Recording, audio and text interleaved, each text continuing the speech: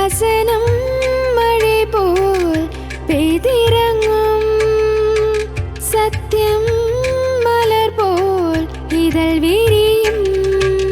சத்தியம் சத்தியமே, சத்தியம் சத்தியமே, சத்தியம் சத்தியமே, சத்தியம் சத்தியமே. சத்தியம் சத்தியமே நேயர்களுக்கு எங்களது அன்பான வாழ்த்துக்கள். இந்த உலகம் நம்மை பல மணி நேரம், சில சமயங்களில் வருடக்கணக்காக காத்திருக்க வைக்கிறது. எங்கு போனாலும் நாம் காத்திருக்க வேண்டியதாக இருக்கிறது.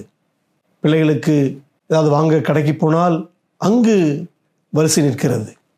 படிப்பதற்கு, காலேஜ் அட்மிஷனுக்கு, நல்ல ஒரு வேலைக்கு அல்லது நல்ல ஒரு குடும்ப வாழ்க்கை துணையை தேடி செல்லும் பொழுது உடனடியாக ஒரு இன்ஸ்டன்ட் காஃபியை போல நமக்கு தேவைப்படுகிற அன்றாட ஆசீர்வாதங்கள், அன்றாட நன்மைகள் எல்லாம் அது காத்திருக்க வைத்துத்தான் கிடைக்கிறது. பல சமயங்களில் அது கிடைக்காமலேயே போய்விடுகிறது. காத்திருக்குதல் நமது இருதயத்தை இழைக்க பண்ணுகிறது. ஆம், சோர்ந்து போகிறோம். பல சமயங்களில் நாம் எதிர்பார்த்து காத்திருக்கக்கூடிய விஷயங்கள் இன்னும் தாமதமாகும் பொழுது நமக்கு கோபம் வருகிறது, சில சமயம் எரிச்சல் வருகிறது, சில சமயத்தில் அதை நாம் விட்டு விட்டு சென்று விடுகிறோம்.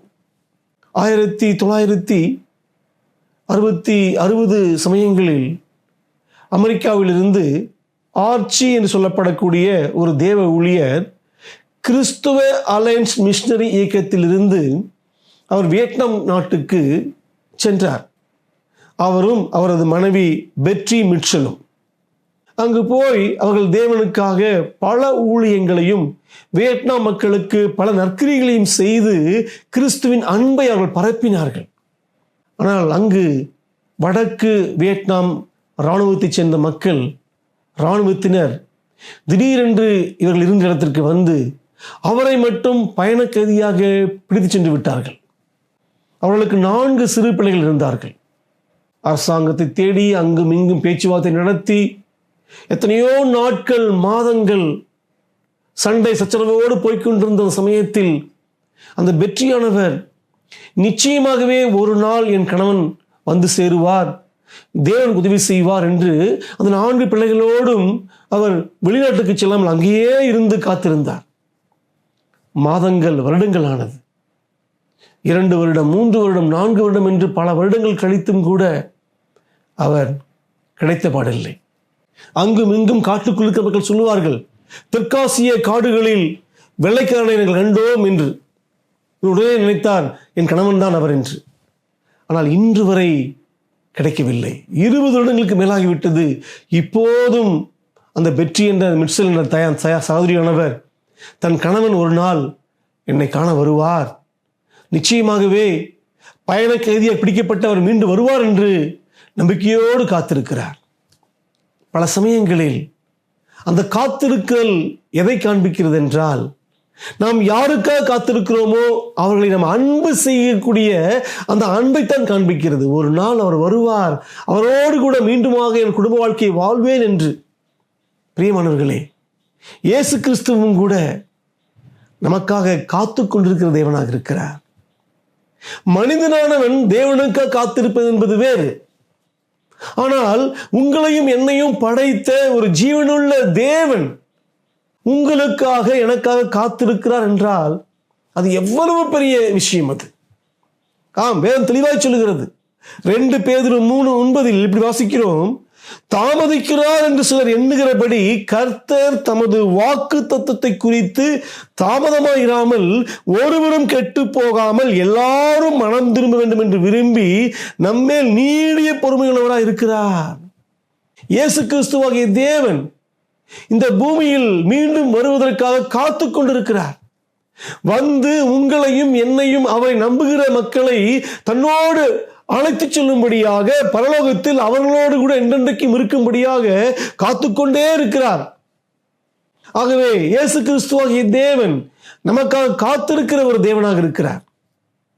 ஆகவே இயேசு கிறிஸ்துவுடைய அந்த காத்திருத்தலை நாம் புரிந்து கொள்ள வேண்டுமானால் அவர் நமக்கு கொடுத்த அந்த வாக்குறுதியை, பிராமிஸ், வாக்குத்தத்தை குறித்து அறிந்திருக்க வேண்டியது அவசியமாகும். அவர் இந்த பூமியில் வாழ்ந்து சிலுவையில் நமக்காக உயிரையே தந்து 3ஆம் நாளில் உயிரோடு எழுந்த பின்பு அவர் என்ன வாக்குறுதி கொடுத்தார்? இந்த பூமியில் வாழும்போது தெளிவாய் அவர் வாக்குறுதி கொடுத்திருக்கிறார். யோவான் புத்தகத்தில் வாசிக்கிறோம். யோவான் புத்தகம் 14:1 உங்கள் இருதயம் கலங்காதிருப்பதாக, என் பிதாவின் வீட்டில் அநேக வாசஸ்தலங்கள் உண்டு, அப்படி இல்லாதிருந்தால் நான் உங்களுக்கு சொல்லி இருப்பேன், ஒரு ஸ்தலத்தை உங்களுக்காக ஆயத்தம் பண்ண போகிறேன். நான் போய் உங்களுக்காக ஸ்தலத்தை ஆயத்தம் பண்ணின பின்பு நான் இருக்கிற இடத்திலே நீங்களும் இருக்கும்படி நான் மறுபடியும் வந்து உங்களை என்னிடத்தில் சேர்த்துக் கொள்ளுவேன். இதுதான் தேவன் உங்களுக்கும் எனக்கும் கொடுத்த மிகப்பெரிய ஒரு வாக்குறுதியாகும். நான் மறுபடியும் வந்து உங்களை என்னோடு சேர்த்துக் கொள்ளுவேன். இதை இயேசு நமக்கு சொல்லி 2025 வருடங்களுக்கு மேலாகிறது. ஆம், இத்தனை வருடம் தேவன் காத்திருக்கிறார். உங்களை என்னை தன்னோடு கூட அழைத்து சென்று பரலோகத்தில் கோடான கோடி வருடங்கள் அவரோடு கூட சந்தோஷமாக, சமாதானமாக, கண்ணீர் இல்லாத வாழ்க்கை வாழ்வதற்காக, அந்த வாழ்க்கை கொடுப்பதற்கு அவர் காத்து கொண்டிருக்கிறார். ஏன் அவர் காத்திருக்க வேண்டும்? இந்த வசனம் தெளிவாய் சொல்லுகிறது ஏன் காத்திருக்க வேண்டும் என்று. ஒருவரும் கெட்டு போக விரும்பாமல், ஒருவரும் கெட்டு போகக்கூடாது என்று விரும்புகிறார். கெட்டு போகாமல் இருப்பது என்பதற்கு என்ன அர்த்தம் என்றால், நரக தீயில் நீங்களும் நானும் சாகக்கூடாது என்பதுதான் அர்த்தம். பிரியமானவர்களே, நாம் எல்லோரும் கடவுளுக்கு விரோதமாக, கடவுளுக்கு பிடிக்காத பாவங்களை செய்கிறோம், பாவங்களை சிந்திக்கிறோம். பாவத்தின் சம்பளம் மரணம். இந்த பூமியில் எவனொருவன் கடவுளுக்கு விரோதமாகவும் கடவுளுக்கு பிடிக்காததையும், மனிதனுக்கு விரோதமாகவும், கணவன் மனைவிக்கு விரோதமாக, மனைவி கணவனுக்கு பிடிக்காததை, பெற்றோர்கள் பிள்ளைக்கு பிடிக்காததை செய்யும் பொழுது அவர்கள் பாவம் செய்கிறார்கள் என்று பைபிள் சொல்லுகிறது. பொய் பேசுகிறோம், அசிங்கமானதை இச்சிக்கிறோம், அசிங்கமானதை பார்க்கிறோம், கோபம் வருகிறது, போதை வஸ்துக்களை பயன்படுத்துகிறோம், குடிக்கிறோம், புகைப்பிடிக்கிறோம், வெறிக்கிறோம். இவையெல்லாம் தேவன் தண்டிக்கப்படக்கூடிய ஒரு பாவமாய் கர்த்தர் கணக்கிடுகிறார். இப்படிப்பட்ட பாவம் செய்கிற மக்களுக்கு நரகமே தண்டனையாக இருக்கிறது.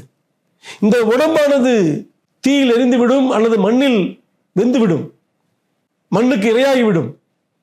ஆனால் தேவன் படைத்த அந்த ஆத்துமா என்பது, உள்ளான மனிதன் என்பவன் நாம் செய்த பாவங்களுக்காக நரகத்தில் வெந்து அழிய வேண்டும். அதைத்தான் வாசிக்கிறோம்.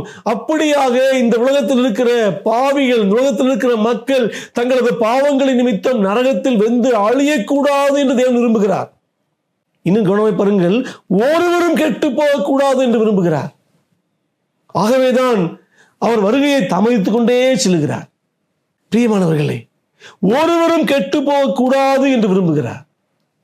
இயேசு கிறிஸ்து வரும் பொழுது நாம் செய்த பாவங்களுக்கு மன்னிப்பு கிடையாது.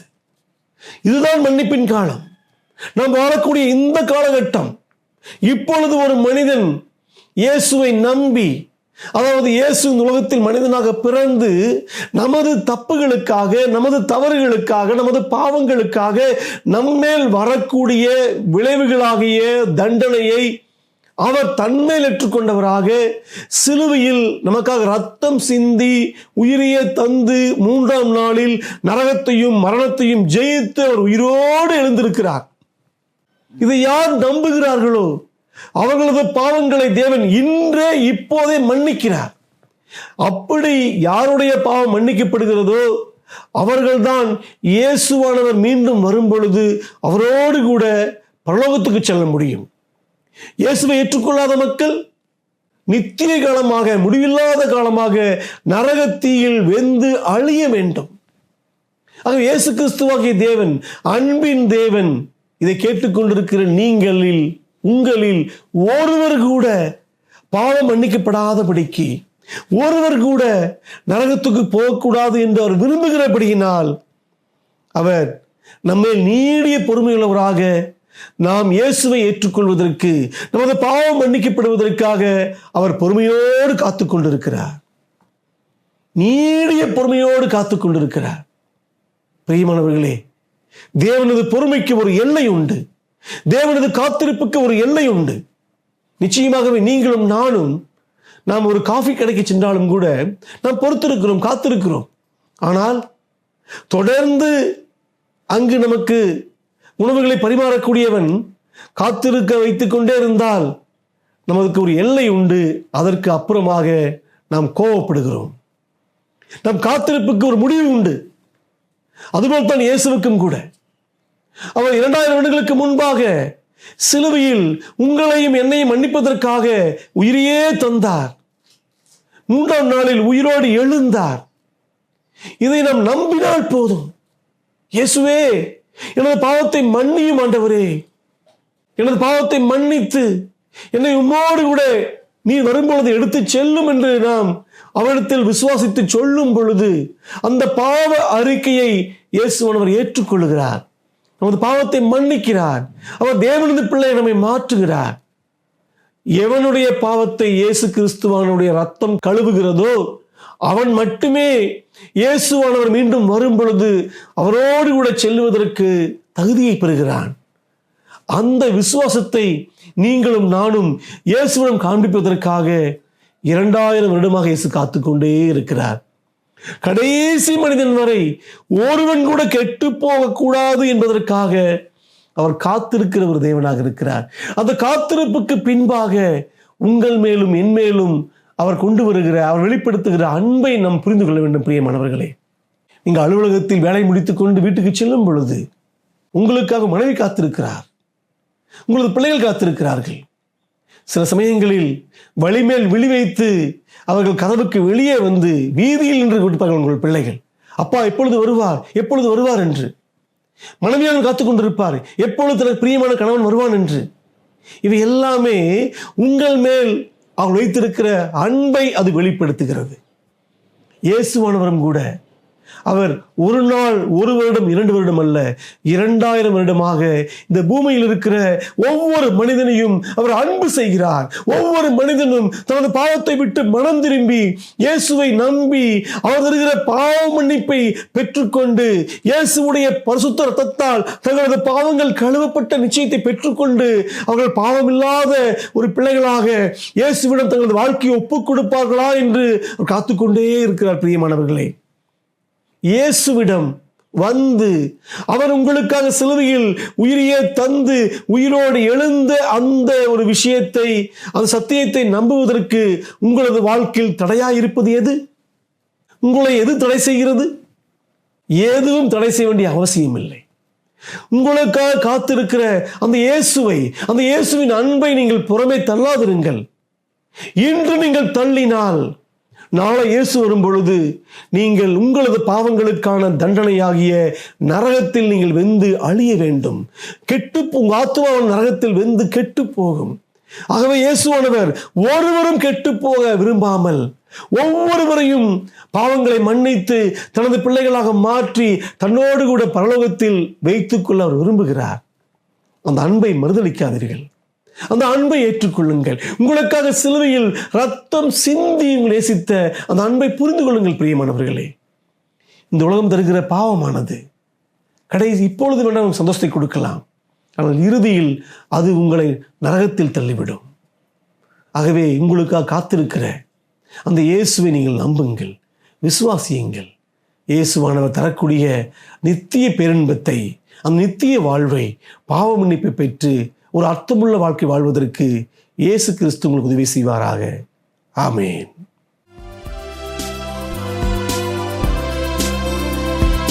கர்த்தரின் மேய்ப்பராய் இருக்கின்றாரே, நான் தாழ்ச்சியடையேனே. புல்லுள்ள இடங்களில் மேய்க்கின்றாரே, அமர்ந்த தண்ணீரண்டை விடுகின்றாரே. ஆத்துமாவை தினம் தேற்றுகின்றாரே, நீதியின் பாதையில் நடத்துகின்றாரே.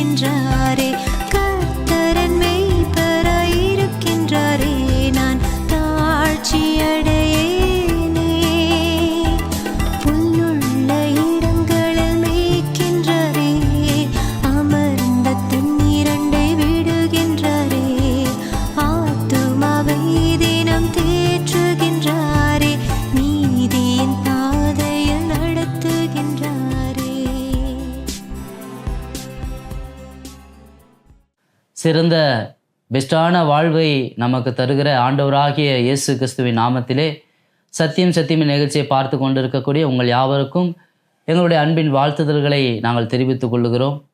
இந்த உலகத்தில் இருக்கக்கூடிய எல்லா மனிதர்களும் ஒரு சிறந்த பெஸ்ட்டான வாழ்க்கையை வாழணும் அப்படின்னு ஆசைப்படுறாங்க. இந்த ஒரு ஆசைங்கிறது எல்லாருக்கும் இருக்கக்கூடிய ஒன்றா இருக்கிறது. ஏனென்று பார்க்கும் பொழுது யாருமே மற்றவருடைய பார்வையிலே ஒரு சிறப்பற்ற மோசமான ஒரு தாழ்ந்த ஒரு வாழ்க்கை வாழ வேண்டும் என்று விரும்ப மாட்டார்கள். எல்லாருக்குள்ளும் இருக்கக்கூடிய ஒரு விருப்பம் என்ன என்று பார்க்கும் பொழுது சிறந்த ஒரு வாழ்க்கையை வாழ வேண்டும். ஒருவேளை இந்த செய்தியை கேட்டுக்கொண்டிருக்கக்கூடிய நீங்கள் என்ன நினைக்கிறீர்கள்? நீங்கள் சிறந்த ஒரு வாழ்க்கையை வாழ்ந்து கொண்டிருக்கிறீர்களா? அப்படி சிறந்த வாழ்க்கையை வாழ்ந்து கொண்டிருப்பீர்களானால் எதன் அடிப்படையிலே அதை நீங்கள் முடிவு செய்யக்கூடியவர்களாக இருக்கிறீர்கள்? ஒருவேளை நீங்கள் நினைக்கக்கூடும், என்னுடைய வாழ்க்கையானது அது ஒரு சிறந்த வாழ்க்கையாக இல்லை என்று. அப்படி நீங்கள் நினைப்பீர்களானால் எதன் அடிப்படையிலே நீங்கள் அதை நினைக்கக்கூடியவர்களாக இருக்கிறீர்கள்? பொதுவாக இந்த உலகத்திலே ஒரு சிறப்பான வாழ்க்கை என்று பார்க்கும் பொழுது பொருளாதார ரீதியிலே மிக ஒரு உயர்ந்த ஒரு இடத்திலே காணப்படுவது ஒரு சிறப்பான வாழ்க்கையாக உலகத்தில் கருதப்படுகிறது. அவர்களிடத்தில் நிறைய பணம் இருக்கும், நிறைய நகைகள் இருக்கும், நிறைய ஒரு ஆடம்பரமான ஒரு வாழ்க்கைகள் இருக்கும். இப்படிப்பட்ட ஒரு காரியங்கள் அவர்களிடத்தில் இருக்கும் பொழுது அவர்கள் ஒரு சிறப்பான வாழ்க்கை வாழ்கிறார்கள் என்று மக்கள் நினைக்கிறார்கள். அப்படி உடையவர்களும் தங்களை நினைக்கக்கூடியவர்களாக இருக்கிறார்கள்.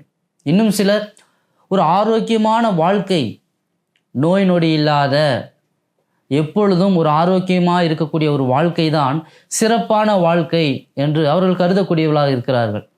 ஏனென்றால் இந்த உலகத்தில் அநேகர் அதிகமான ஒரு ஆரோக்கிய குறைபாடுகளோடு கூட இருக்கிறார்கள். அதன் மத்தியிலே நாம் நல்ல ஒரு ஆரோக்கியத்தோடு இருக்கிறோமே, இதுதான் சிறப்பான வாழ்க்கை என்று அவர்கள் கருதக்கூடியவர்களாக இருக்கிறார்கள். இன்னும் சிலர் நல்ல வேலை, இந்த நாட்டிலே அநேக மக்கள் வேலையில்லாதவர்களாய் கஷ்டப்படுகிற பொழுது எனக்கு நல்ல சம்பளத்திலே நல்ல ஒரு வேலை கிடைத்திருக்கிறது, அதிக கஷ்டமில்லை, ஆஃபீஸிலேயே ஒரு ஏசியிலேயே உட்கார்ந்து கொண்டு ஒரு கடினமில்லாத ஒரு எளிமையான ஒரு வேலையாக இருந்தாலும் நல்ல சம்பளம் அதில் கிடைக்கிறது. அப்படியானால் நல்ல சம்பளமும் நல்ல வேலையிலும் இருக்கக்கூடிய நான் ஒரு சிறப்பான வாழ்க்கையை வாழ்ந்து கொண்டிருக்கிறேன் என்று சிலர் சொல்லக்கூடும். இன்னும் சிலர் அதிகாரத்திலே உயர்ந்த ஒரு பதவியில் இருக்கிறார்கள், அது நிமித்தமாய் தங்களுடைய வாழ்க்கையானது ஒரு சிறப்பான வாழ்க்கையாக இருக்கிறது என்று நினைத்து கொண்டு இருக்கிறார்கள். இன்னும் சிலர் நல்ல ஒரு பெரிய வீடு இருக்கிறது, சொந்தமான வீடு, சொந்தமான ஒரு கார், வாழ்க்கையை எளிமையாக நடத்துவதற்கு வேண்டிய எல்லா வசதிகளும் இருக்கிறது, அதனால் என்னுடைய வாழ்க்கையானது ஒரு சிறப்பான வாழ்க்கையாக இருக்கிறது என்று மனிதர்கள் நினைத்து கொண்டிருக்கக்கூடியவர்களாக இருக்கிறார்கள். ஒருவேளை அவர் நினைக்கக்கூடிய காரியமானது அவர்களுடைய பார்வையிலும் அல்லது அவர்கள் வாழக்கூடிய சமுதாயத்தில் இருக்கக்கூடிய மற்ற மனிதருடைய பார்வையிலும் வேண்டுமானால் அது ஒரு சிறப்பான வாழ்க்கையாக இருக்கக்கூடும். ஆனால் மனிதனை படைத்த, இந்த உலகத்தில் இருக்கக்கூடிய எல்லா மனிதர்களையும் படைத்த தேவனுடைய பார்வையிலே அது சிறப்பான வாழ்க்கையாக அங்கீகரிக்கப்பட மாட்டாது. ஏனென்றால் சிறப்பான வாழ்க்கை என்று தேவன் வைத்திருக்கக்கூடிய ஒரு தரம் என்பது, தகுதி என்பது வேறாக இருக்கிறது. மனிதனாகவே வைத்து கொண்டிருக்கக்கூடிய ஒரு தரம், தகுதியானது அது வேறொன்றாக காணப்படுகிறது. மனிதன் வைத்திருக்கக்கூடிய தரம் எல்லாம் அது இந்த உலகத்தோடே அழிந்து போகக்கூடிய அழிவுக்கு ஏதுவானதாய் காணப்படுகிறது. ஆனால் தேவன் வைத்திருக்கக்கூடிய ஒரு தரம், ஒரு தகுதி என்பது அது என்றென்றைக்கும் மாறாத, நிலைத்திருக்கக்கூடிய, முடிவில்லாத காலங்கள் அது இருக்கக்கூடிய ஒன்றாக காணப்படுகிறது. அப்படியானால் அந்த தரம் என்ன? சிறப்பான வாழ்க்கை நாம் வாழ்கிறோம் என்று தேவன் எப்பொழுது சொல்வார் என்பதை நாம் இந்த நாளிலும் கூட சிந்திக்க போகிறோம். அந்த ஒரு சிந்தனைக்கு ஏதுவாக ஒரு வேத பகுதியை நாம் வாசிக்கலாம். லூக்கா எழுதின சுவிசேஷம் 16வது அதிகாரத்திலே வசனம் 1-10 வரை உள்ள வசனங்களை நாம் வாசிக்கலாம். பின்னும் அவர் தம்முடைய சீசர்களை நோக்கி, ஐஸ்வர்யவானாகிய ஒரு மனுஷனுக்கு ஒரு உக்கிரானக்காரன் இருந்தான். அவன் தன் எஜமானுடைய ஆஸ்திகளை அழித்து போடுகிறதாக எஜமானுக்கு அறிவிக்கப்பட்டது. அப்பொழுது எஜமான் அவனை வரவழைத்து, உன்னை குறித்து நான் இப்படி கேள்விப்படுகிறது என்ன? உன் உக்கிரான கணக்கை ஒப்புவி, இனி நீ உக்கிரானக்காரனாய் இருக்கக்கூடாது என்றான். அப்பொழுது உக்கிரானக்காரன், நான் என்ன செய்வேன்? என் எஜமான் உக்கிரான விசாரிப்பிலிருந்து என்னை தள்ளி போடுகிறானே, கொத்துகிறதற்கு எனக்கு பலனில்லை, இறக்கவும் வெட்கப்படுகிறேன். உக்கிரான விசாரிப்பை விட்டு நான் தள்ளப்படும்போது என்னை தங்கள் வீடுகளில் ஏற்றுக்கொள்வார் உண்டாகும்படி செய்ய வேண்டியது இன்னதென்று எனக்கு தெரிய வந்தது என்று தனக்குள்ளே சொல்லிக்கொண்டு தன் எஜமானிடத்தில் கடன்பட்டவர்களை ஒவ்வொருவனாக வரவழைத்து முதலாவது வந்தவனை நோக்கி, நீ என் எஜமானிடத்தில் பட்ட கடன் எவ்வளவு என்றான். அவன் 100 குடம் எண்ணெய் என்றான். அப்பொழுது உக்கிரானக்காரன் அவனை நோக்கி, நீ உன் சீட்டை வாங்கி உட்கார்ந்து 50 என்று சீக்கிரமாய் எழுது என்றான். பின்பு அவன் வேறொருவனை நோக்கி, நீ பட்ட கடன் எவ்வளவு என்றான். அவன் 100 களம் கோதுமை என்றான். அப்பொழுது அவன், நீ உன் சீட்டை வாங்கி 80 என்று எழுது என்றான். அநீதியுள்ள உக்கிரானக்காரன் புத்தியாய் செய்தான் என்று எஜமான் கண்டு அவனை மெச்சிக்கொண்டான். இவ்விதமாய் ஒளியின் பிள்ளைகளை பார்க்கலும் இந்த பிரபஞ்சத்தின் பிள்ளைகள் தங்கள் சந்ததியில் அதிக புத்திமான்களாயிருக்கிறார்கள். நான் உங்களுக்கு சொல்லுகிறேன், நீங்கள் மாளும்போது உங்களை நித்தியமான வீடுகளிலே ஏற்றுக்கொள்வார் உண்டாகும்படி அநீதியான உலகப் பொருளால் உங்களுக்கு சிநேகிதரை சம்பாதியுங்கள். கொஞ்சத்திலே உண்மையுள்ளவன் அநேகத்திலும் உண்மையுள்ளவனாயிருக்கிறான், கொஞ்சத்திலே அநீதியுள்ளவன் அநேகத்திலும் அநீதியுள்ளவனாயிருக்கிறான். இந்த வேத வசனங்களை தேவன் தாமே ஆசீர்வதிப்பாராக. ஒரு சிறப்பான வாழ்க்கை எது என்பதை ஆண்டவர் நமக்கு விளக்கும்படியாக ஒரு சம்பவத்தை அவர் இங்கு கூறுகிறதை நாம் பார்க்க முடியும். அதிலே ஒரு நிர்வகிப்பவர் ஒரு பெரிய ஐஸ்வர்யவனுடைய பணக்காரனுடைய சொத்துக்களை எல்லாம் நிர்வகிக்கக்கூடிய அந்த நிர்வகிப்பவன் அவனுடைய மனநிலையை தேவன் இங்கு வெளிப்படுத்துகிறார். அவனுடைய மனநிலை எப்படிப்பட்டது? இந்த உலகத்தின் மக்கள் சொல்லுகிறதைப் போல காணக்கூடிய பொருள்கள் நிறைந்து வாழக்கூடிய வாழ்க்கையே ஒரு சிறப்பான வாழ்க்கை என்று எண்ணி காணக்கூடிய பொருள்கள் மீது ஆசை வைத்திருக்கும் ஒரு பொருளாசைக்காரனாக இந்த ஒரு நிர்வகிப்பவன் காணப்பட்டிருந்தான். அந்த பொருளாசை நிமித்தமாக அவன் செய்த காரியங்களைத்தான் நம்ம இங்கு வாசிக்கிறோம். தவறாக அவன் கணக்கு காண்பிக்கக்கூடியவனாக இருந்தான். எஜமானுடைய சொத்துக்களை தனக்காக அவன் பயன்படுத்தக்கூடியவனாக இருந்தான். எஜமானுடைய சொத்துக்களை அவன் சேதப்படுத்தக்கூடியவனாக அங்கு காணப்பட்டு கொண்டிருந்தான். இதையெல்லாம் அவன் செய்வதற்கு ஒரே ஒரு காரணம், அவன் தன்னை குறித்தே யோசித்து தனக்காகவே வாழக்கூடிய ஒரு தவறான ஒரு மனிதனாய் காணப்பட்டு கொண்டிருந்தான். இந்த உலகத்திலும் கூட இன்று சிறப்பான வாழ்க்கை என்று தவறானவற்றை கருதுவதினால் மனிதர்கள் தவறான வாழ்க்கையை அவர்கள் தேர்ந்தெடுக்கக்கூடியவர்களாய் காணப்படுகிறார்கள். பாவத்தை அவர்கள் தேர்ந்தெடுக்கக்கூடியவர்களாய் காணப்படுகிறார்கள். இந்த ஒரு உக்கிரான காரனை போல ஒருவேளை நாம் இதுவிதமான பாவத்தை நாம் செய்யாதிருக்கக்கூடும். ஆனால் இந்த உக்கிரான காரனை போலவே நாமளும் அநேக காரியங்களிலே தவறு செய்திருக்கக்கூடியவர்களாய் காணப்படுகிறோம். அந்த பரலோக எஜமான் நமக்கு கொடுத்திருக்கிறவைகளை நாம் அவருக்கு பிரியமாக பயன்படுத்தாமல் நமக்கே பிரியமாக பயன்படுத்தி தவறு செய்தவர்களாய் காணப்படுகிறோம். இந்த உடலையும் இந்த ஆத்துமாவையும் கொடுத்தது தேவன். ஆனால் இந்த உடலையும் ஆத்துமாவையும் வைத்து நாம் என்ன செய்கிறோம்? அவருக்கு பிரியமானதை பேசுகிறோமா? அவருக்கு பிரியமானதை செய்கிறோமா? அவருக்கு பிரியமானவைகளை யோசித்து அதை நாம் செயல்படுத்தக்கூடியவர்களாய் காணப்படுகிறோமா? இல்லையே. அநேக நேரங்களிலே அவருக்கு பிரியமில்லாததை அவர் கொடுத்த இந்த சரீரத்திலிருந்து நாம் பேசக்கூடியவர்களாக இருக்கிறோம். அவருக்கு பிரியமில்லாததை இந்த சரீரத்திலிருந்து நாம் செய்யக்கூடியவர்களாய் காணப்படுகிறோம். அவருக்கு பிரியமில்லாததை இந்த சரீரத்திலிருந்து நாம் காண்கிறவர்களாக, அவருக்கு பிரியமில்லாததை இந்த சரீரத்திலிருந்து நாம் கேட்கக்கூடியவர்களாக, அவருக்கு பிரியமில்லாத இடங்களுக்கு இந்த சரீரத்தினால் நாம் நடந்து செல்லக்கூடியவர்களாய் நாம் காணப்படுகிறோம்.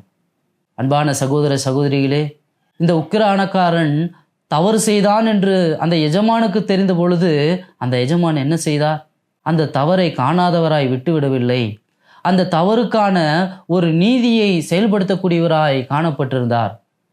நம்முடைய வாழ்க்கையிலே தேவனுக்கு விரோதமாய் நாம் செய்திருக்கக்கூடிய எல்லா பாவங்களுக்கும் தேவன் ஒரு நீதியுள்ளவராய் அவர் செயல்படக்கூடியவராக இருக்கிறார். அவர் நீதியுள்ளவர், அவர் பரிசுத்தமானவர். அவர் பாவத்தை பார்த்து அதை காணாமல் போகக்கூடிய ஒரு தேவன் அல்ல. பாவங்களுக்கெல்லாம் அங்கு தண்டனை கொடுக்கப்பட வேண்டும் என்று விரும்புகிற ஒரு நீதியுள்ள நியாயாதிபதியாகவும் அவர் காணப்படுகிறார். அப்படியானால் அவருடைய நியாய தீர்ப்புகளின்படி இந்த உலகத்திலே அவருக்கு எதிராக நாம் செய்த பாவங்களுக்காக ஒரு தண்டனை உண்டு. இங்கு நாம் வாசிக்கிறோம், உக்கிரான கணக்கை ஒப்புவி, நீ இனி உக்கிரானக்காரனாக இருக்கக்கூடாது என்று ஆண்டவர் அந்த எஜமான் அங்கு தீர்ப்பு கொடுத்தார். அதே போல நம்முடைய வாழ்க்கையிலே நாம் செய்த பாவங்களுக்கு ஒரு தீர்ப்பு உண்டு. அந்த தீர்ப்பு எதுவென்று பார்க்கும் பொழுது அது எரிந்து கொண்டிருக்கக்கூடிய, தேவனை விட்டு என்றென்றும் பிரிந்திருக்கக்கூடிய, ஒரு முடிவில்லாத நாட்கள் வேதனைகளும் கஷ்டங்களும் அழுகையும் பற்கடிப்பும் நிறைந்த ஒரு வாழ்க்கையாக இருக்கிறது. ஆனால் இத்தகைய ஒரு தண்டனையை அறிந்து அந்த உக்கிரானக்காரன் என்ன செய்தான்? தன்னுடைய பாவத்திற்காய் அவன் மனம் வருந்தவில்லை. தன்னுடைய பாவத்தை அவன் ஒத்துக்கொண்டு அந்த எஜமானிடத்திலே மன்னிப்பு கேட்கவில்லை. மாறாக என்ன செய்தான்? அவன் இன்னும் அதிகமாக எஜமானுக்கு எதிராய் பாவம் செய்தான். அன்பான சகோதர சகோதரிகளே, தேவனுக்கு எதிராய் பாவம் செய்கிறது எவ்வளவு கொடூரமான ஒரு காரியமாய் இருக்கிறது. இன்று நாம் செய்ய வேண்டிய ஒரு காரியம் உண்டு. இந்த உக்கிரானக்காரனைப் போல நாம் செய்யாமல் நம்முடைய தவறுகளை, நம்முடைய பாவங்களை, நம்முடைய குற்றங்களை தேவன் நமக்கு உணர்த்தும் பொழுது அதை நாம் ஏற்றுக்கொண்டு அவரிடமாய் சென்று நாம் மன்னிப்பு கேட்க வேண்டியவர்களாக இருக்கிறோம். இங்கே இவனை குறித்து நாம் வாசித்தோம். அவன் தேவனுக்காக வாழாமல், தேவனுக்கு பிரியமாக வாழாமல், அவன் தனக்கு பிரியமாய் வாழக்கூடியவனாய் காணப்பட்டிருந்தான். அப்படியானால் அன்பான சகோதர சகோதரிகளே, இந்த உலகத்திலே நாம் படைக்கப்பட்டதும், இந்த உலகத்திலே நம்முடைய கரங்களிலே கொடுக்கப்பட்டதும் எல்லாம் எதற்காக என்று பார்க்கும் பொழுது அது நமக்காக அல்ல, தேவனுக்காக, தேவனுக்கு பிரியமாய் வாழ்வதற்காக அது கொடுக்கப்பட்டதாக இருக்கிறது. பின்பாக ஆண்டவர் அவன் பாவம் செய்தவனாய் காணப்பட்டிருந்தாலும் கூட அவன் புத்தியாய் செய்த சில காரியங்களை ஆண்டவர் சொல்லுகிறார். கடன் வாங்கினவர்களிடத்திலே கடனை குறைத்து எஜமானிடத்திலே கணக்கு காண்பித்து எஜமான் வேலையை விட்டு தூக்கின பின்பாக அவர் உதவி செய்தவர்களுடைய உதவியை பெற்றுக்கொள்ளலாம் என்று அவன் நினைக்கிறவனாய் காணப்பட்டிருந்தான். ஆண்டவர் அவனுடைய செயலை சுட்டி காண்பித்து நம்மை பாவம் செய்ய அவர் சொல்லவில்லை, மாறாக புத்தியாய் நடந்து கொள்ளும்படியாக அவர் சொல்லுகிறார். எப்படி நாம் புத்தியாய் நடந்து கொள்வது? அதை மீண்டுமாக நாம் வாசிக்கலாம். நான் உங்களுக்கு சொல்லுகிறேன், நீங்கள் மாளும்போது உங்களை நித்தியமான வீடுகளிலே ஏற்றுக்கொள்வார் உண்டாகும்படி என்று வாசிக்கிறோம். அதாவது ஆண்டவர் மிகப்பெரியதான ஒரு உண்மை உணர்ந்து கொள்ள சொல்லுகிறார். நீங்கள் மாளும் பொழுது, அதாவது நீங்கள் மரிக்கும் பொழுது, எவ்வளவு நிச்சயமான ஒரு காரியம் இந்த உலகத்திலே மரணம் என்பது. இந்த உலகத்திலே பிறந்திருக்கக்கூடிய நாம் எல்லாரும் ஒரு நாள் மரிக்கப் போகிறவர்களாய் காணப்படுகிறோம். அந்த மரணத்திற்கு பின்பாக நம்மை நித்திய வீடுகளிலே ஏற்றுக்கொள்ள வேண்டும் என்கிற, அதாவது முடிவில்லாத பரலோகத்திலே, சொர்க்கத்திலே நம்மை ஏற்றுக்கொள்ள வேண்டும் என்று ஆண்டவர் சொல்லக்கூடியவராக இருக்கிறார். யார் நம்மை நித்தியமான வீடுகளில் ஏற்றுக்கொள்வார்? அந்த நித்தியமான வீட்டுக்கு சொந்தக்காரராகிய இயேசு கிறிஸ்துவ தான். இயேசு கிறிஸ்து யாரை தமது வீட்டிலே ஏற்றுக்கொள்வார் என்றால், பாவத்தோடு பிறந்து இந்த உக்கிரானக்காரனைப் போல பாவத்தோடு வாழ்ந்து பாவத்தோடு மரிக்கிற மனிதனுக்கு அல்ல, பாவத்தோடு பிறந்தாலும் பாவம் செய்திருந்தாலும் அதை உணர்ந்து கொண்டு ஆண்டவரிடத்திலே வந்து, ஆண்டவரே, உமக்கு விரோதமாய் நான் பாவம் செய்திருக்கிறேன், என் பாவத்தை மன்னியும் என்று சொல்லி அவரிடத்திலே மன்னிப்பு கேட்கிறவர்கள் யாவரோ அவர்களை ஆண்டவர் என்ன செய்கிறார்? தம்முடைய நித்தியமான வீட்டிலே ஏற்றுக்கொள்ளக்கூடியவராக இருக்கிறார். அவர் நித்தியமான வீட்டிலே உங்களையும் என்னையும் ஏற்றுக்கொள்வதற்காக நம்முடைய பாவத்தை சிலுவையிலே ஏற்றுக்கொண்டு இரத்தம் சிந்தி அவர் மரித்து 3ஆம் நாளிலே உயிர்த்தெழுந்த ஒரு தேவனாக காணப்படுகிறார். ஒரு சிறந்த வாழ்க்கை எதுவென்று உங்களுக்கு ஆண்டவர் சொல்லுகிறார். சிறந்த வாழ்க்கை என்பது கிறிஸ்துவோடு வாழக்கூடிய வாழ்க்கையாக இருக்கிறது. சிறந்த வாழ்க்கை என்பது கிறிஸ்துவுக்காக வாழக்கூடிய வாழ்க்கையாக இருக்கிறது. இந்த உலகத்திலே நாம் கிறிஸ்துவுக்காக வாழ வேண்டும். அதுவே சிறப்பான வாழ்க்கை.